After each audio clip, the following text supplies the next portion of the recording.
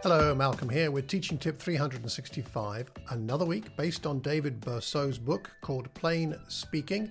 This time talking about what happens when we have a memory lapse in the middle of delivering a lesson or a blooper. Something comes out of our mouth that we hadn't planned and sounds a bit strange. He says, bloopers and memory lapses are no big deal.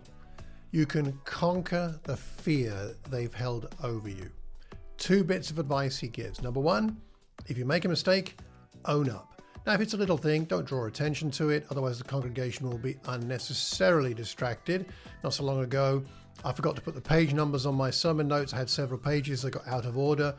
I didn't draw attention to the fact, I just paused for a moment to put them back in the right order. And I don't think anybody noticed. If it's a small thing, don't draw attention. But if it's obvious to everyone that you've made a mistake or you're stuck, acknowledge it.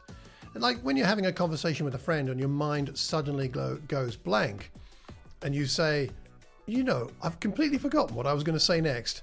Everyone laughs. No one thinks it's a big deal. And if something like that happens when you're delivering a lesson, simply tell the congregation, I can't remember what I was going to say. Have a laugh together. It'll help your congregation to believe what is actually true, which is that you are human, and it can be bonding rather than problematic. So don't hide it. And secondly, he suggests that we might plan ahead. As in, if you're especially nervous about the lesson you're going to deliver, plan what to do if you get tongue-tied.